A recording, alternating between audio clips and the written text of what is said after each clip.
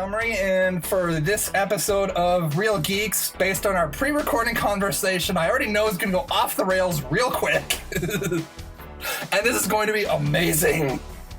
We have gathered to discuss 1996's The Craft. I am, of course, joined by Vida down in the bottom corner, and I've pretty much assembled my own coven here. My worlds are colliding as we have the two of the Twitter sisters of Ada the Adipose, my other side project. Down below me here, we have the star of Red Springs and Haphead and probably one of the more prominent fitness trainers in New York, Elysia Cronheim. That's true. Look up the best trainers in New York and you will find me listed in an article. Sweet, and we are blessed by your presence.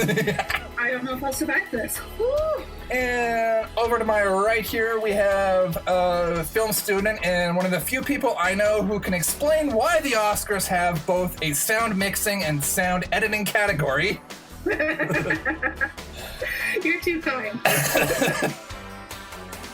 Natasha Czajkowski. And I mean, seriously, see, I learned. Essentially, the plot is pretty much it stars Robin Tunney as Sarah Bailey, who has just moved from San Francisco to LA and is just starting at a Catholic school, and it's basically every 90s teen film ever is how this movie starts. Yeah, that's definitely quite I got. Isn't that just kind of teen movies in general, though? Yeah, that's all the new kids. Let's pick on them. Yeah, story of my life. Look, this movie was released the year that I was released. So I mean, from the womb, not jail. Just so we can point that out. Meanwhile, I, on the other hand, can remember seeing the movie in theater while I was in high school. Sorry, I was thinking about that when I saw when it was released, so I was like, I have a line to say. I was 6. That's exactly. That movie should be buried like 7 feet under because 6 feet isn't enough. How about like Ocean Deep? Or is that just too close to be fair? It's like the whole movie is what you shouldn't do. Pretty much, yeah. Isn't that just every teen movie again? Yeah. Not wrong, but like at the same time, this movie honestly does fascinate me because this came out in roughly the same time period as things like The Faculty and Disturbing Behavior, which are pretty much this movie in every way. Yet this is the one that has stuck around for close to 25 years. How is it stuck around? Does it have a cult following? That's the thing! Because witches like me will get it as a what not to do. But like it's quite supernatural. Supernatural combat. It's quite literally, since this came out, we had Charmed, which ripped this movie off in every way imaginable. Charmed I can sit through with not much problem. If you watched the cartoon X-Men Evolution, Season 2, Episode 9 has a scene where the animators pulled directly from The Craft. I can literally go on YouTube right now, and there are ASMR videos based on The Craft. You're such a nerd. Isn't that why we're all friends? Yes. I'm also a huge wrestling fan, and even just this past week on Impact Wrestling, there's a segment that dropped a reference to The Craft. That is very specific. Explain. What is the reference? There was a segment between Rosemary the Demon Assassin and a guy by the name of Johnny Bravo, where at one point Bravo says the line, "I'm not playing your light as a feather, stiff as a board game." See, when they did that, I remember doing that in elementary school, which, funny enough, was at a Catholic school at that point. So some of it I was going like, that sounds familiar, but then like 90% of it I was like, thank God I didn't experience this in school. Yeah. But yeah, I remember doing light as a feather, stiff as a board, but we had 3 or 4 people on each side, and then, you know, we did the 2 fingers and whatnot, but, I mean, none of us ended up floating like that. Before the crash? Oh, no, it did. It did. Okay. Yeah, because it's like sleepaway camp, it's been done at girls' sleepovers, it's been around. It's fun. I miss random shit like that. One of the things I loved was how, just amongst other things, as soon as Sarah gets to school for the first time, her dad is like, you know, we can wait till you get to get a uniform, and the movie immediately shows how half the student body is not in uniform at all. Well, the thing is too, like, if that happens to me, if I showed up to school without a uniform, even if I was a brand new kid, I would not have been allowed at school. I would have been sent home, and it's like, wait till you get a uniform, and then, you know, get a slip, you know. But, I mean, uniform's so expensive too. But, I mean, the thing is, though, too, Sarah, honest to God, could have just worn something that didn't stick out so much that made people go, who the hell are you? You know, like, she could have at least a black skirt and a white top should have been fine. Not even that, you know, or black pants. I mean, I wasn't, you know, I wasn't a kid in the 90s. Honestly enough, for the girl was the whole uniform including slacks. So I think they were all wearing just the short skirts, which, again, Catholic school, I don't understand why their skirt lengths are so short. Okay, as someone who went to a private section school until I was 14, we had a skirt length rule. Like 2 fingers above the knee. Yeah. And like we would only like roll them, like the teachers would check them, but we would roll them. But I'm pretty sure that this movie wanted a bit of sex appeal. But it's not just this one. See, I felt very turned on. Oh, you know, like at the Catholic school, there's a short skirt. Yeah. And so sex appeal in that respect is, again, every 90s teen movie ever. Yeah, thankfully, we didn't have kilts. Well, uniform skirts. Kilts are actually nice. Uniform skirts, not so much. They got rid of those way before I went to the school that I went to. But yeah. See, the thing is, too, what got me, 2 of the things that got me at the beginning of the movie, to kind of bring it around circle, was that, you know, I thought it was really cool how they had brought it in, you know, zooming in on them trying to do the spells and whatnot. It's all very kind of mystical and whatnot. And then all of a sudden, boom! You know, with the music hard. Cue the Our Lady piece. Okay, here we go. And then, you know, like, you don't have to go to school. You can wait until you get a uniform. I'll be fine. I'll pick you up. I'll walk. And then instantly it goes into like the classic teenage, you know, like you got the pop music beginning as she walks to the school and looking around at everything and whatnot. And it's like, oh yeah, this is every teenage movie. Well, that I don't watch them. Too. The first interactions between every character. Like my favorite first interaction was between her and the guy that she fell in love with, or fell in love with her. What's his name? I don't know. Classic talk. We'll just, you know. Good old Skeet Ulrich. Yeah. The conversation they had, I loved it. It was so bad, I actually laughed out loud. The guy, I mean, like, they were just, like, talking. She's like, I'm new here. And then she's like, sorry, I have my defenses up. And it's like, okay, that's supposed to be subtext for school. Yeah. Sorry, I have my defenses up. Oh, you see those girls over there? They're witches. Oh, that's crazy. Do you want to come watch me at football practice? It'll be fun. Yeah. Like, they did not even try to, like, flower it up. They didn't, no subtlety. It was just like, okay, let's just put the subtext instead of the script. Hey, girl, stay away from them. Let's bang. Yeah, like, the interesting thing was, speaking of both subtlety and the soundtrack, what I noticed when I was watching it last night, the music on certain scenes, especially in the first act, the lyrics fit the scene way too well. See, I wasn't even paying attention to the lyrics. It was just like, yeah, this is such a stereotype.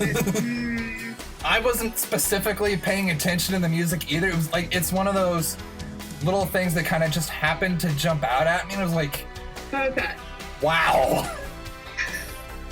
Like, I thought that was the whole point of the soundtrack, was to have it match the scenes where it was playing.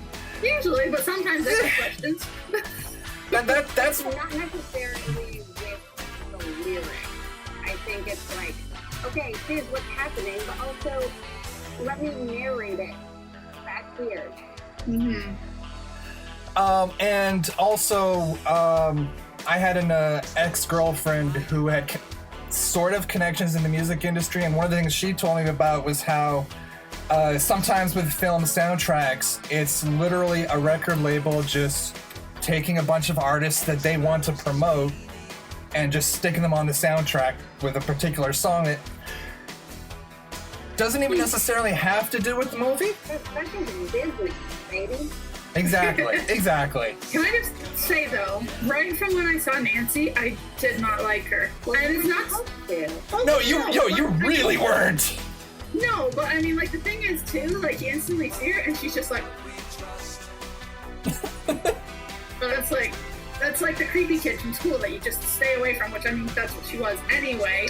But yeah, I for a while I was sitting there like half an hour going, is it just the eyeliner, or is the actress actually walking around like with her eyes like wide open? Speaking as someone who has worked in film, I honestly don't blame the actors. Yeah. The director told them to be a certain way, which made me question if this movie was supposed to be bad or if it was like trying to be good. Like, were they trying to go to like such a campy extreme? Or were they actually trying to make a good movie? Because if they were actually trying to make a good movie, like, you fucking failed real hard. Yeah. But if you were trying to go so campy that people love it, it kind of worked because, like I mentioned before we started recording, I was like, what's happening? Like, I'm kind of interested now. Yeah. The other thing I was going to mention was just going back to that lack of subtlety one more time. Natasha, you were talking about that opening shot of them chanting, and like you see the camera just zoom in straight on Nancy the entire time. Mm-hmm. Like even the camera is going, you should pay attention to her. Oh yeah, definitely. There's nothing subtle about that whatsoever. You know that she's going to be the trouble one. Yeah, and also, and even just with this first part, I have concerns about Sarah's parents. I don't know if anybody caught this. When they first come into their new house at the start of the film, if you listen to the dialogue, I'm pretty sure that this is the first time any of those characters have actually seen the house.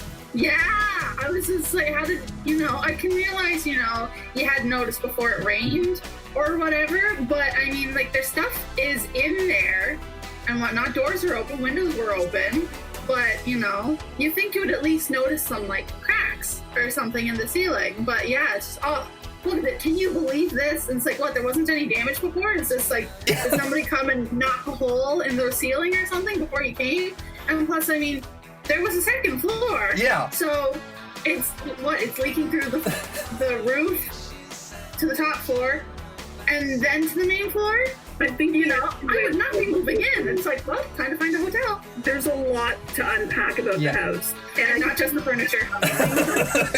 They might have bought it online. They might have talked to their real estate agent. But in 96? That's just it. I mean, there are, like, you're supposed to have the house checked and tested and all of that before you actually sign the dotted line. Yeah, exactly. So, yeah. So what we're saying is this movie isn't realistic. Is any movie really realistic to a point? No, this one's just bad. It's just bad. Stereotypes of everything. They've got the stereotypical jock, the bad ones. They've got the stereotypical witches. Of course, you have to have one of them has to be goth, which would be the Nancy one. Just it's bad. It's all the stereotypes, the new girl trying to fit in and trying to find friends that will get along and like her. One thing that kind of threw me with the football player, I can't even remember what his name was, Cody or whatever, I don't know. Chris, right, okay. But Chris Hooker. But the thing is, like with Chris, he's like, I play football. You should come watch me sometime. And it's like, okay, so like, what is he, the star football player or something? It's like, nah, he's just a football player. Not even like quarterback or he's not the star. No, he's just a football player. Because apparently, I'm a football player is code for please take your panties off and throw them at me. But I mean, and then that was another thing too. It's like, okay, well, everybody knows that, you know, he's a slut. So, you know, why does everybody suddenly believe, you know, oh, I slept with a new girl and she's shit, and everybody's like, oh my god, can you believe it? And you know, but he said that about every other girl in the school almost. Because he's the stereotypical star football player. How old were you when the movie came out? 16. Okay, so You're old. you would have been in high school. Yeah. I was a few years out of high school. At this point in time, 96, I was either pregnant or had a new baby when the movie came out. But yeah, guys in high school in the 90s were like that. In part because TV told them that's what they were supposed to be like. Yeah. Well, I mean, Now, needless to say, I was not, but I saw things. Yeah. society has only recently started changing, where women can also do cool things, Yeah. and men are allowed to have emotions. Yeah, and even still, I'm it's still working on that one. yeah. Well, yeah. With Chris, it's like, depending on the scene, he's every stereotypical horror character you could think of. So we're not really surprised he died. But I'm actually surprised he lasted as long as he did. Frankly, yeah. But it's like, early on, he's the standard jock. There are points where you'd swear he's the standard dumb blonde character. There's Aren't those, don't those go hand in hand like their counterparts? yeah. So he just embodied both the second the love spell happened, because he was all of a sudden the female in it because he was more emotionally available, and that is a feminine quality as society tells us. So he was both. That was very astute, Michael. Thank you. Also, that snake guy at the beginning. Yeah, what the fuck? Thank you. Yeah, that's basically it. And then he came back in later. Yeah. He was supposed to be like a symbolic thing, like her past haunting her, or like a reminder. A reminder to show her like who she was or like where she came from. But like, who is he? It's never explained. Like, you can't just throw a random. Because I mean, it's like snake guy. he's like, oh, I had a dream about you. You're gonna die. Blah blah blah blah blah. And then he gets hit by a car. Oh, we did that. Moving on. And it's like, I think you could have done it without him. Yeah, in the movie itself, that character makes no sense. He's You also could have cut down the budget by not including him. he's also where I go, thank God for headcanon, because I have decided that guy is an early effort from Sarah's mother to warn her about Nancy. Oh, yeah. Because as they're driving up to the house, there's also a flash of a boa constrictor for no reason. Yeah. And then later on, you hear Nancy at the Invocation of the Spirit ceremony talking about how the snake is a powerful, majestic creature. It's what she had in the jar. Yeah. And whatnot. And I'm- yes, and I'm sitting the here- only way they could do it. I'm but- sitting here just connecting dots. Yeah.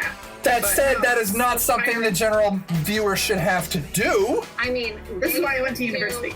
They assume the viewers are morons, like from the get-go. Well, I mean, it's like even today, people are expecting all the answers to be handed to them on a silver platter. You mean Not the thing during the movie? No? Absolutely Okay. not. I think directors and producers are realizing that the viewers are smart. Like, you don't need to be so obvious, and like that's one of the big things I was taught when I was getting my degree, is that your audience is smart. Yeah. You know that they're smart. They're not just morons. You're not above them. Mm-hmm. So if you convey a certain sentence with a certain sentiment, they're also going to get the sentiment. Yeah. But this movie, from the very beginning, assumed the viewers were absolute idiots and proceeded to spell everything out multiple times. Oh, God, yeah. And I think as much as this movie gets a fair bit wrong, and yeah, when it gets stuff wrong, it goes all out. the witchcraft you see in the movie, it gets that. Vida, help me out here, because I'm gonna say, really, like, right-ish. Magic. What? Say is that the again? Hollywood version of magic. It is bad Hollywood version of magic. Hollywood version of magic, gotcha. Yeah, I've been trying to figure out. I can't think of a better way to put this than this movie is to Witchcraft as CSI is to forensic science. Pretty much. Like, straight up and down. Manon, and I did verify this afternoon.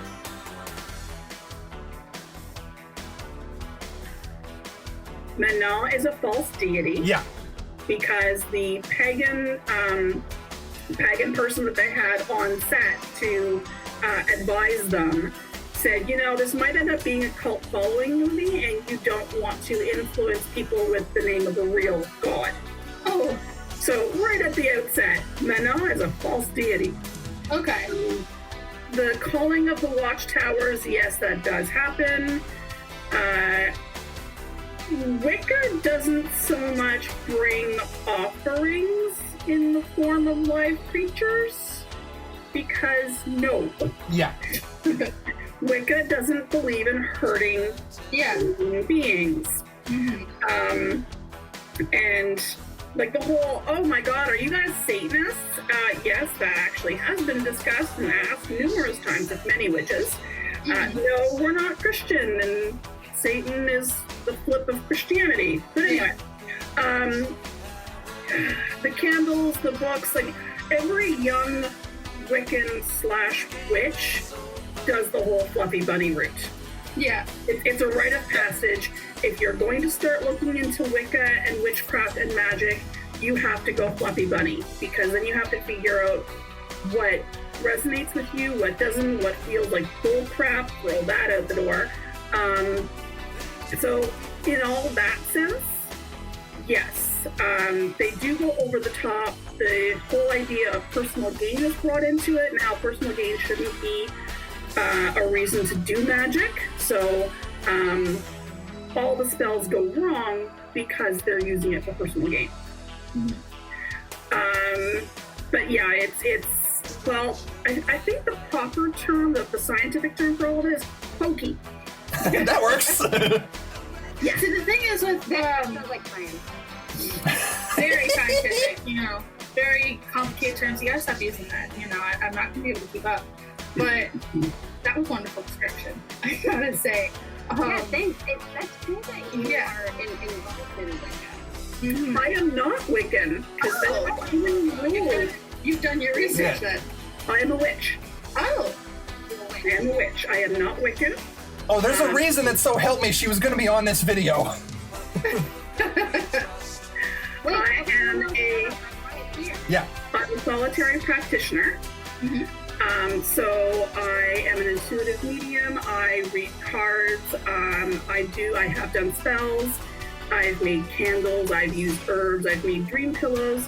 I also am an energy worker. Another word for that, or another phrase, is light worker, which again is just too fluffy bunny for my liking. But I am an energy worker. And have I called the quarters? Yes. Have I used an Athame? Yes. Have I used blood magic? Yes. Have I drunk somebody else's blood? Ew, God, no, that's gross. Especially, like, even more so today. Oh God, yeah, no. Like I said, I mean, everyone's starting into it. You've got all of your Scott Cunningham books and all your books produced or printed by Llewellyn. If it's got the little crescent moon on it, that's what the Wiccans all go for, because that's what they're told to. Everyone says, oh, you have to read this, you have to read that.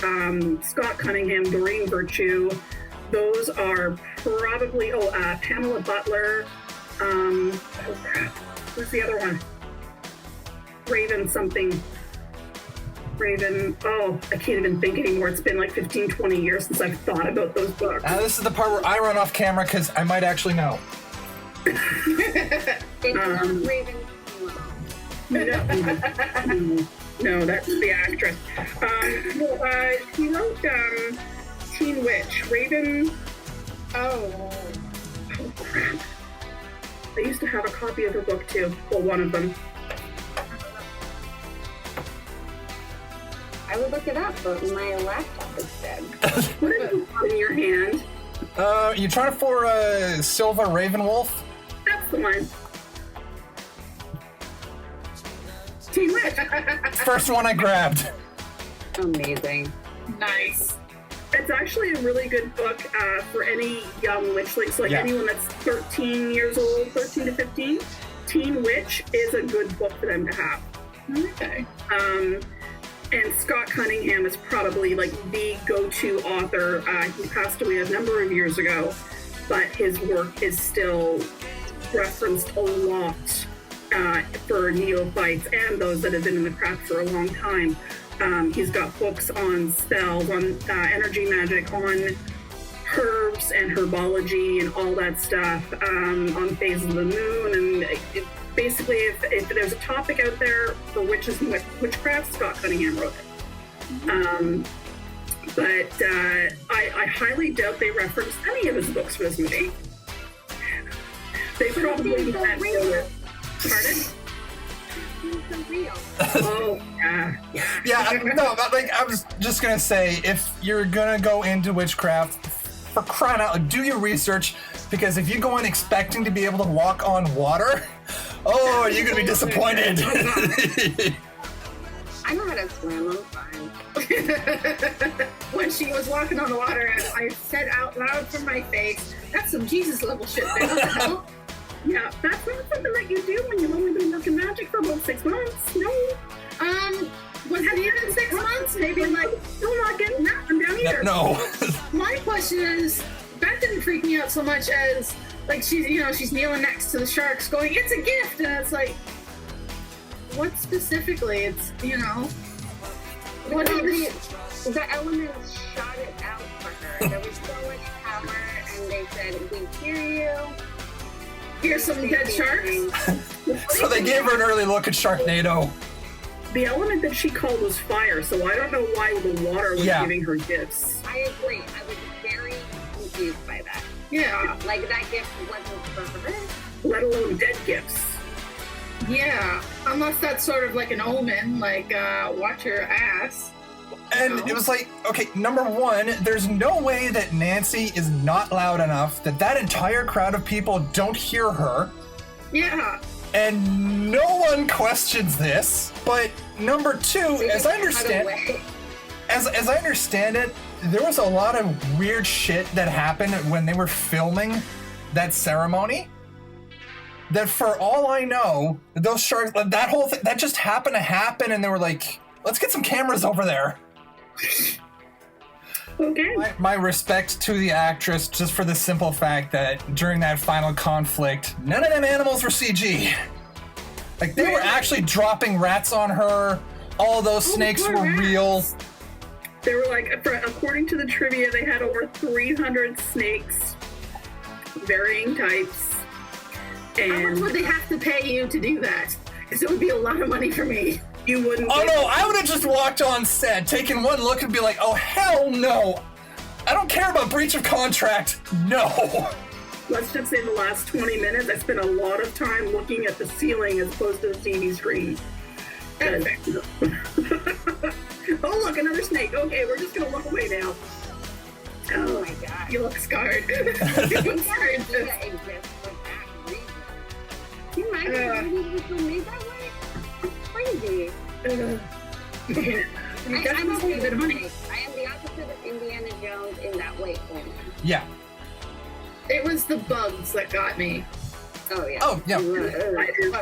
Oh, one other thing, because as Mike alluded to earlier, I'm a sound person, I have an interest in sound. Half the time the dialogue sounded like it was dubbed over. Yeah, actually I did pick up on that a few times. The mix was kind of off. It didn't sound it sounded more in a controlled studio environment in some places. Like when, if they're in the school or whatnot, talking. I don't know, it sounded, I don't know if I'm just not used to watching enough older productions like that aren't so much on a higher scale or what, but yeah, it just definitely sounded a little off. I also had a problem with the Foley for when it was raining on her taxi window during, you know, at the very beginning, because it just sounded like somebody was just throwing some water, like with a squirt bottle or something, you know, and then you go out to where the car is actually driving up the road and it actually sounds like rain, and then it cuts back to the window and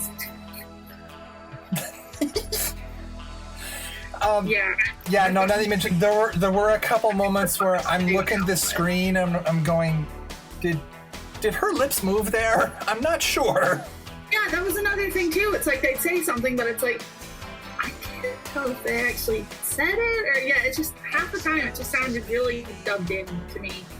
But again, that part of me is like, I'm not sure if, you know, I'm just not used to listening to older things where it was still done on tapes or what. Because I mean, obviously I know, you know, in post-production you can get somebody to come in and redo their lines or do, you know, the in a fight scene or whatever.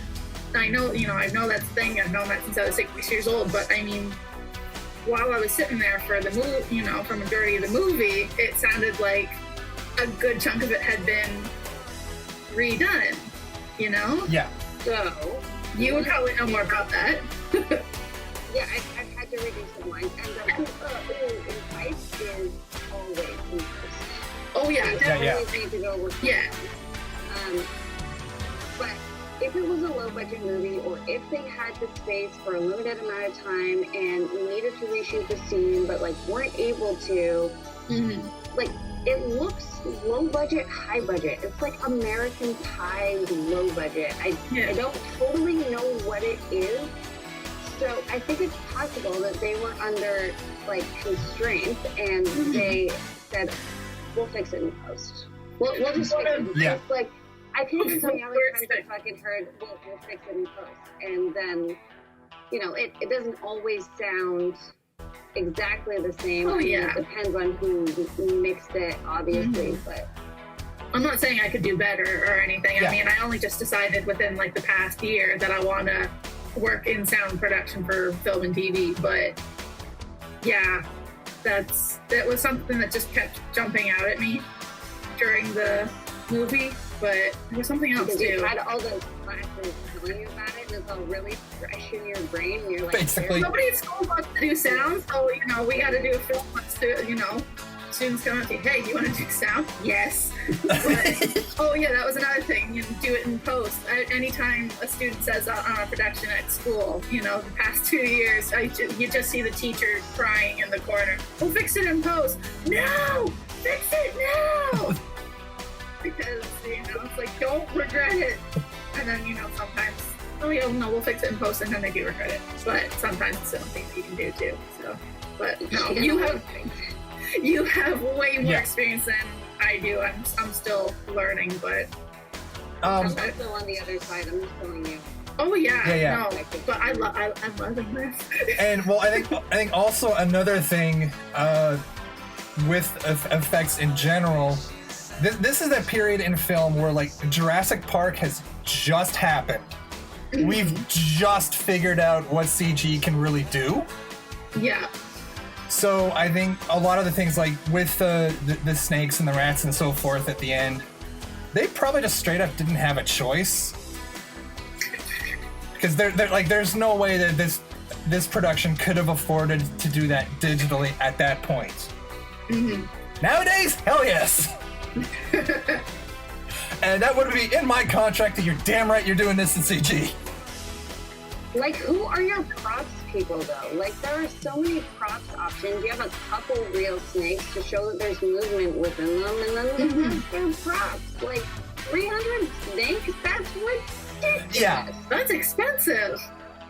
And especially with going back to our favorite homeless guy for a second. There was a point. There was a point where he's walking across the street towards Sarah, holding up the snake, and I'm sorry, there's no way that thing was not just a string. Yeah, it just kept getting smaller and smaller every time you saw him. Oh, like what, 2 times? But that's what she said. Well, and you saw it really clear when he came to the house. Yeah. Well, this is another thing too. It's like, Dad, it's still there. It's I'd be I screaming don't or want that to something. be that what she said. Hold on, But and then Dad just goes, you gotta admit though, her dad is damn good with a fire poker. yeah, I just see her. Shit, I missed. Shit, I missed. Shit, I missed. Just, forget poking it. We're just going, going down on it. I don't know, I did pretty good with the broom when the cat brought one in. Oh, God. Well, I mean, Vermi, at least you got, more coverage area, Yeah. Can you, pick it up and bring it outside? No. He brought in a garden snake and he dropped it in my shoe. Oh. Oh. I got the shoe. Still alive. Oh, It was still alive, and have I mentioned I have a slight issue with snakes? Oh, yeah, sorry. yeah. Uh, Out the door. Out the door. The shoes went out with it too. yeah, I would not blame you. With that, let's go to what's Oh, yeah. probably going to be the single most hilarious part of this entire video. Oh, boy. Ratings out of 5. Vida, you want to go first? Mike, I think you should go first. All right, I'll go first. I don't care. Who's going first? Y'all. Mike. I think for me this is, I'd say about a 3 out of 5. That's generous. Yeah, but It's- you also like bad movies. I mean, yes, there's that. You got them there. This is one of those. I like the movie. I am not going to defend it. From a historical perspective, I don't quite understand the impact that this movie has somehow had. But Nancy is goddamn terrifying, and this is more my favorite kind of horror. She's a character that could happen, which scares the hell out of me way more than a lot of what you see in mainstream horror today. And the other main thing for me is just the simple generic 90s rock or not, I love the soundtrack. Vida, you want to go next? Oh, thoughts on this movie? Like I said, the writing could have been a heck of a lot better. Nancy nailed the character that she was playing. She conniving, twisted, sick, power hungry, insecure. She nailed that. On top of being a high school student. Nev, I liked her in Party of 5. This one, she didn't bring it. I've seen her do better jobs. Yeah, this was also her first time on screen, in a film. This is her first film, Okay, but it was major after Hollywood film Good anyway. for her. Okay. The movie itself, they didn't. A lot of it was flat. They didn't take some scenes where they could have gone, so it wasn't as deep as it could have been. Yeah. The special effects, like the lighting and stuff, like that. But for the most part, this movie, when I talk to a young witch, I'm like, no, seriously, you need to watch this movie because this is what you don't do. You don't work with love magic because this is what can happen. You don't use magic for personal gain because this is what could happen. So it's whereas some people might go, oh my God, this is my Wicca Bible and I follow it. No, this is exactly what you do not do. I would probably give it a 2. Yeah, I would give it a 2. I mean, I enjoy it. I thought I owned a DVD of it, but apparently I don't. And I did get my oldest to watch it when she was 13, just because. Natasha, how about you? Straight up, I think 2.5, I guess. It was an experience watching it, but it's not necessarily something I'd be rushing to see again. If I never saw it again in my life, I'd be okay. I liked some of the characters. When Sarah said to Bonnie, oh, you're kind of becoming full of yourself and being narcissist, I was kind of sitting there, it's okay, but she's also been ashamed of her scars for half of her life. Yeah. And now she's finally getting to enjoy not being judged for that, so let her have a bit of fun. The characters were only likable, I think, to a point, and some of the production stuff too. I think the lighting's probably my favorite thing. Alrighty, and last but most certainly not least, Elysia. All right, so I think I would rate this. I have a cat here in my mouth. So, you knew mine would be the best. I would give it a 2 because when I read the description before I even watched it, I was like, okay, this movie's gonna be stupid. And then I watched it and it was like, wow, it's so stupid. But then I was like, okay, they're taking stupid to a next level. Like, yeah, I can sit here and say, oh, the script, so obvious. They use subtext as text, or the characters were so extra, and issues with the like things that they brought to the beach and whatever, how they misrepresented literally everything, teen drama, blah blah blah. But I think they took every aspect of the movie to such an unrealistic, unbelievable, like bullshit degree across the board that eventually I was just like, this movie, that's fun. Like, once you stop taking it seriously, you can enjoy it. Oh, if you're going in looking for flaws, you're gonna find literally everything. You just gotta like turn your brain on, throw away literally everything you've ever learned in your entire life. And watch it, be like, ha!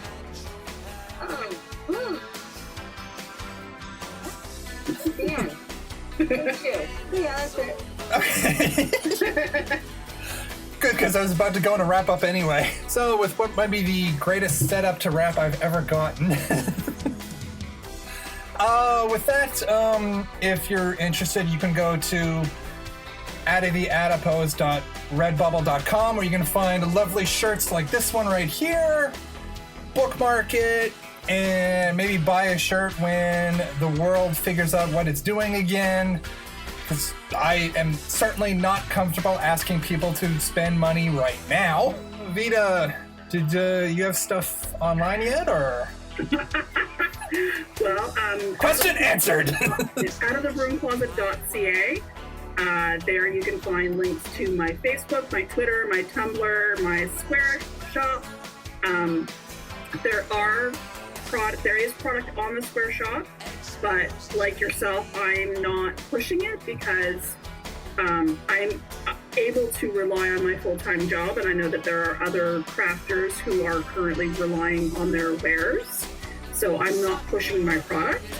And those that there are too many of us that are now living hand to mouth or check to check or whatever, so I'm not pushing my sales. And I'm starting a podcast soon. Well, hey, guess whose turn it is to pitch something? It's me and one of my best friends, Allie. We're basically going to be whispering back and forth to each other, kind of like a sleepover thing. Not necessarily ASMR, but turn it on and listen to it to try and fall asleep, I suppose. We're going to be talking about Disney World.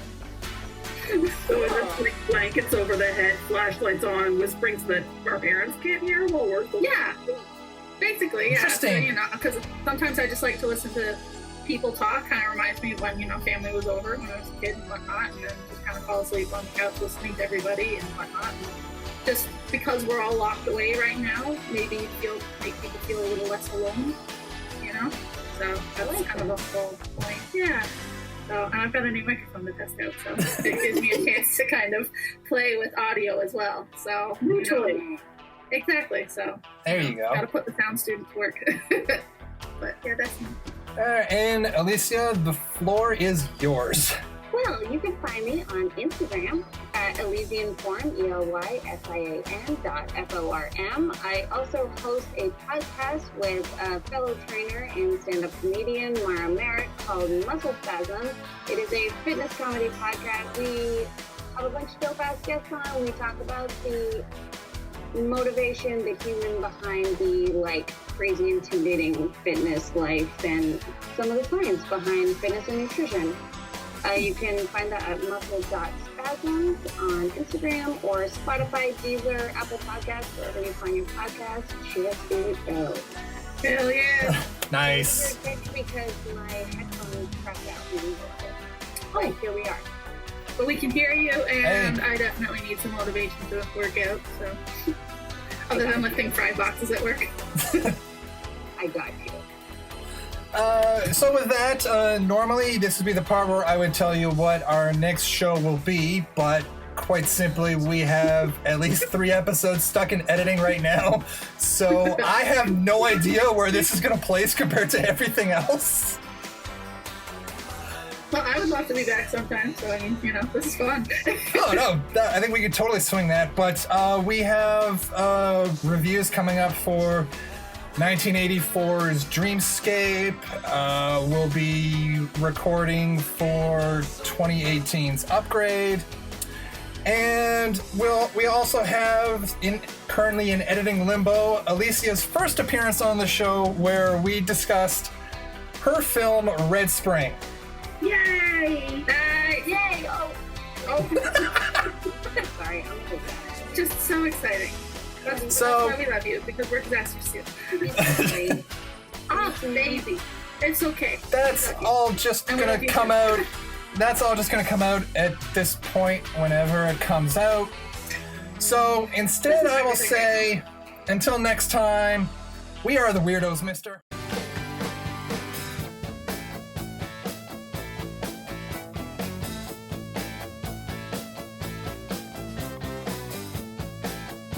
Don't forget to hit those like and subscribe buttons, share this video with your friends, and drop us a line anytime you like.